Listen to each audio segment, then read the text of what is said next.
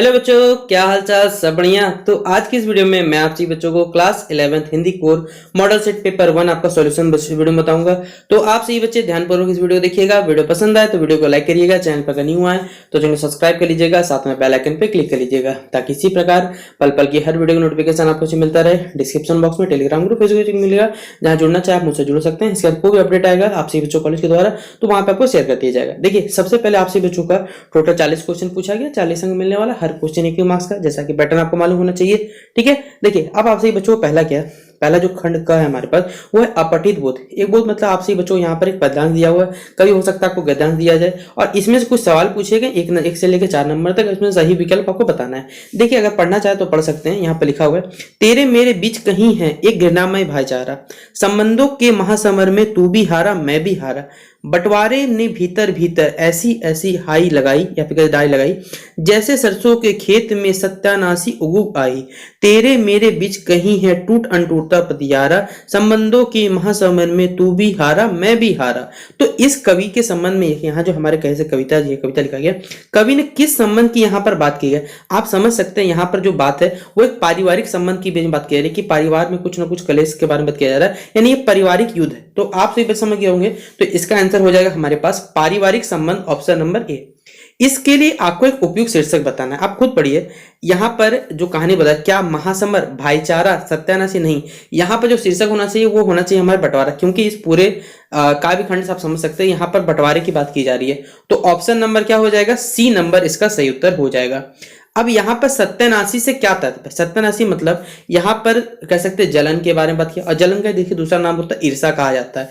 तो यहां पर सत्यानाशी इस कविता के थ्रू ईर्षा के बारे में बात किया जा रहा है, नहीं ऑप्शन नंबर ए हो जाएगा इसका सही उत्तर।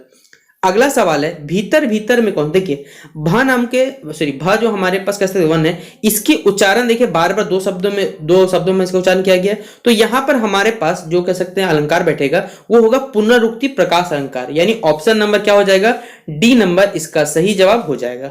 अब देखिए यहां पर एक आपको गद्यांश दिया हुआ है, बताया गया है कि साहित्य जो है, साहित्य जो जीवन को हमारे देखने की एक दृष्टि बनाता है, जिस परम सत्य को एक योगी अपनी यौगिक क्रियाओं से तथा जो दार्शनिक होता है अपने चिंतन से प्राप्त करता है, साहित्यकार क्या करता है वो अपनी साहित्य की जो गहन साधना होते हैं उस सत्य को प्राप्त कर लेता है। और यही नहीं, साहित्य का अध्येता भी उसके साहित्य को भली प्रकार उसको पढ़कर उस परम तत्व को कह सकते हैं प्राप्त कर लेता है। इस तरह साहित्य ही क्या है, मनुष्य का क्या करता है, निर्माण करता है। अब यहां पर बताया गया गद्यांश के अनुसार साहित्य क्या है, आप खुद बता दीजिए भाई। 4 ऑप्शन आपको दे दिए गए, कौन सा सही लगेगा आपको, आप पढ़ लीजिए। परम तत्व, दार्शनिक चिंतन नहीं, गहन साधना है साहित्य। तो ऑप्शन नंबर क्या हो जाएगा, सी नंबर इसका सही जवाब हो जाएगा।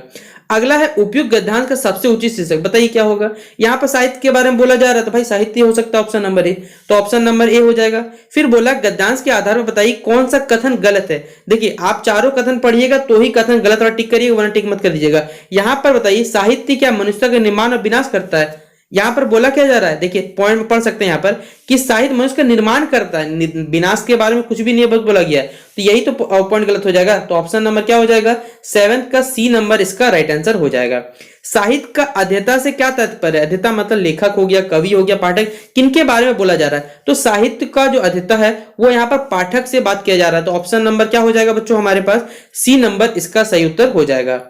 अगला सवाल है, देखिए हमारे पास रचनात्मक लेखन तथा अभिव्यक्ति और माध्यम। यहां पर क्या सवाल आपसे पूछे गए कि जनसंचार के लिए अंग्रेजी में देखिए कौन सा, जनसंचार मतलब इंग्लिश में होता है मास कम्युनिकेशन, तो इंग्लिश में इसे मास कम्युनिकेशन हिंदी में लिखा हुआ है, बताइए ऑप्शन कुछ हट सकते हैं यहां पर। तो 9th का क्या हो जाएगा बच्चों, बी नंबर इसका राइट आंसर हो जाएगा। निम्नलिखित, देखिए 2 प्रकार के पत्र होते हैं हमारे पास, एक औपचारिक एक अनौपचारिक। औपचारिक मतलब इंग्लिश में फॉर्मल और हिंदी में उसे औपचारिक कहा जाता है। अनौपचारिक मतलब इनफॉर्मल होता है, यानी जब आप किसी अधिकारी को पत्र लिखेगा, न्यूज के जो कह सकते हैं एडिटर होते हैं उनको लिखेगा, तो उनको औपचारिक पत्र कहा जाता है। यहां पर औपचारिक पत्र नहीं है, यानी अनौपचारिक मतलब दोस्त बंधु को लिखेगा ना, तो भाई दोस्त बंधु पत्र को कौन सा लिखा जाएगा, आप खुद सोच सकते हैं, भाई को पत्र हो जाएगा, या अनौपचारिक पत्र हो गया हमारे पास। अगला सवाल है फीचर के लिए, देखिए फीचर को हिंदी में क्या कहा जाता है, यह सवाल बार बार पूछा जाता है, रूपक कहा जाता है, याद रखिएगा इसका सही आंसर होता है। अगला बोला गया प्रतिवेदन अंग्रेजी के लिए किस शब्द का हिंदी रूपांतरण है, तो न्यूज को कहा जाता है, किसको कहा जाता है, तो रिपोर्ट को यहां पर प्रतिवेदन का हिंदी रूपांतरण कहा जाता है, याद रखिएगा हिंदी मीनिंग होता है, मतलब रिपोर्ट का हिंदी मीनिंग प्रतिवेदन होता है। अगला सवाल बोला गया है संपादकीय किसके द्वारा लिखा जाता है। भाई संपादकीय किसके द्वारा लिखा जाएगा, तो ये संपादक यानी जो एडिटर या फिर कह सकते हैं रिपोर्टर, हाँ रिपोर्टर के द्वारा क्या लिखा जाता है। तो ऑप्शन नंबर क्या हो जाएगा हमारे पास, सी नंबर इसका सही जवाब हो जाएगा।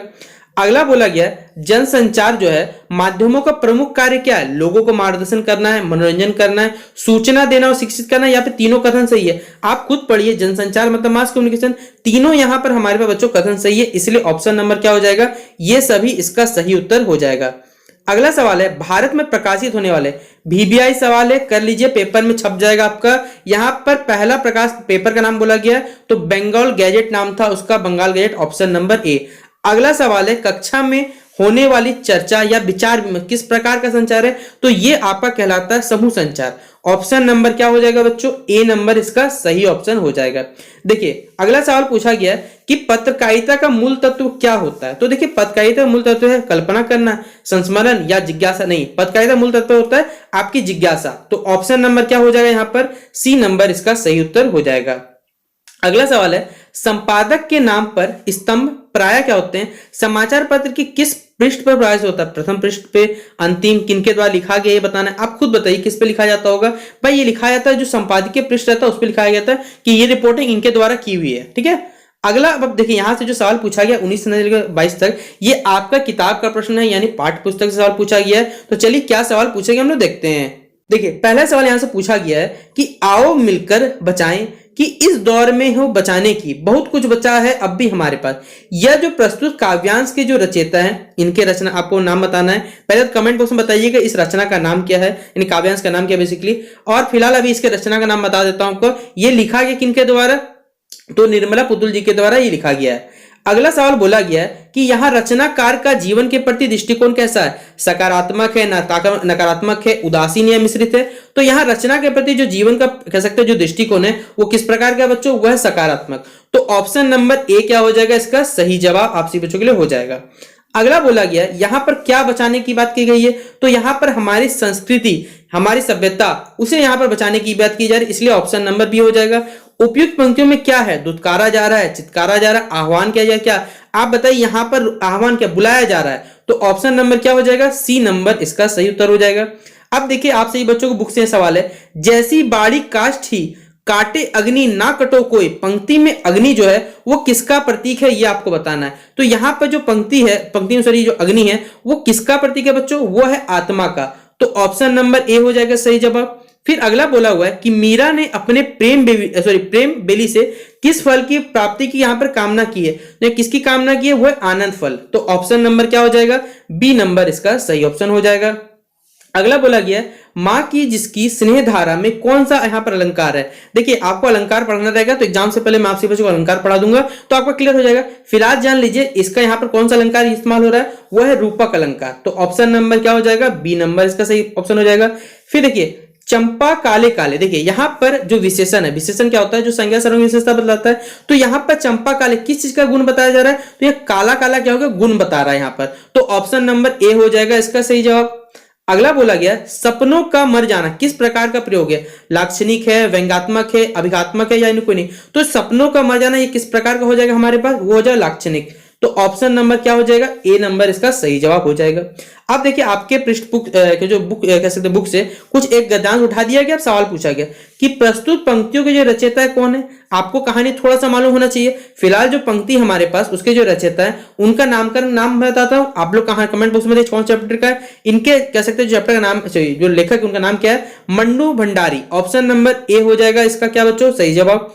अगला बोला गया है कि यहां पर वक्ता कौन है, रवि है, संपादक है, निदेशक या रजनी है। तो यहां पर वक्ता कौन है, वो है रजनी। ऑप्शन नंबर क्या हो जाएगा, डी नंबर इसका सही जवाब हो जाएगा।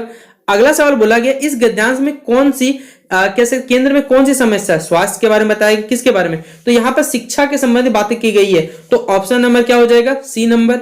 फिर इनमें से कौन सी विशेषता वक्ता के क्षेत्र में नहीं है, समाज से भी, स्पष्टवादी, संघर्षशील या भी, कौन सा नहीं, कौन सी विशेषता के बारे में बताया जा रहा है। तो यह तीनों ही कथन सही है, इसलिए ऑप्शन नंबर क्या होगा, डी नंबर। अब यहां से बताना है चैप्टर से कि नमक का दारोगा कहानी में क्या है, धर्म के ऊपर धर्म की, धन के ऊपर धर्म की जीत, धन के ऊपर, देखिए ऑप्शन में कंफ्यूज मत हो जाइएगा, यानी गलत हो जाएगा। यहां पर सही जो ऑप्शन होगा वो क्या पता है, धन के ऊपर धर्म की जीत होती है। किस पार्ट में, नमक के दारोगा चैप्टर में। तो ऑप्शन नंबर क्या टिक कर लीजिएगा, ए नंबर इसका सही जवाब टिक करिएगा। अगला हमारे पास है मियां नसीरुद्दीन किस विधा की रचना है, जीवनी है, कहानी में किस प्रकार रचना आपको बताना है। तो ये किस प्रकार रचना है, वो एक शब्द चित्र है। तो ऑप्शन नंबर क्या होगा, सी नंबर। फिर पथेर पांचाली जो फिल्म के निर्माता में सबसे बड़ी समस्या पता है इसमें क्या आई थी, इसमें धन का देखिए अभाव हो गया था, जिस कारण से फिल्म देरी हो रहा था। तो ऑप्शन नंबर क्या हो जाएगा, डी नंबर इसका सही ऑप्शन होगा। फिर बोला गया है कि विदाई संभाषण पाठ किस वायसराय के शासनकाल में भारतीयों की स्थिति का यहाँ पर कैसे खुलासा करता है, वेलेजली, बेटन, कर्जन या हेस्टिंग। तो ये किस का कह सकते हैं, कौन से गवर्नर जनरल था उस टाइम का बताना है आपको, वायसराय का बताना है। तो किस टाइम का घटना था, जब लॉर्ड कर्जन था। ऑप्शन नंबर क्या होगा, सी नंबर। अगला है लेखक का भारत माता की जय से यहाँ पर क्या अभिप्राय है। तो यहाँ पर देखिए जो भारत माता की जय से यहाँ पर करोड़ों भारतीय लोगों की यहाँ पर जय की बात की जा रही है, इसलिए ऑप्शन नंबर क्या होगा, सी होगा। अगला है लता मंगेशकर ने पहले किस विख्यात गायिका का चित्रपट संगीत में अपना जमानत था, शमशद बेगम, नूरजहां, सुरैया या राजकुमारी। तो सही उत्तर क्या हो जाएगा बच्चों, ऑप्शन नंबर बी, नूरजहां। अगला है भारतीय चित्रपट संगीत के क्षेत्र में स्वर कोकिला, आप बताइए स्वर कोकिला नाम से किन्हें जाना जाता है। ये तो हर बच्चा बताएगा, लता मंगेशकर जी को स्वर कोकिला के नाम से जाना जाता है। तो ऑप्शन नंबर क्या हो जाएगा, सी नंबर इसका सही जवाब होगा। फिर अगला दो सवाल हमारे पास है कि कुएं की चिनाई करने के लिए, यानी रंग जो होता है बेसिकली, किस घास का प्रयोग किया जाता है साफ करने के लिए, खीप घास, दुब घास, जूट या फिर वेलवेट घास। किस प्रकार इस्तेमाल होता है, वो खीप घास था। तो ऑप्शन नंबर ए। फिर कुएं की चिनाई करने वाले को क्या कहा जाता है, तो इसे कहा जाता है बच्चों चेलबांजी कहा जाता है। तो ऑप्शन नंबर क्या हो गया, सी नंबर। तो इस प्रकार हमारा class 11th Hindi core model set paper 1 complete होता है। और आशा करूंगा आपको वीडियो पसंद आया होगा। वीडियो पसंद आया तो दोस्तों शेयर कर दीजिएगा, और जितना हो सके, क्योंकि आपसे बच्चों एग्जाम से पहले सारे के सारे इंपॉर्टेंट क्वेश्चन हमारे चैनल पर फोटो मिल जाएंगे। तो चलिए मिलते हैं नेक्स्ट वीडियो पे, तब तक के लिए जय हिंद, जय भारत।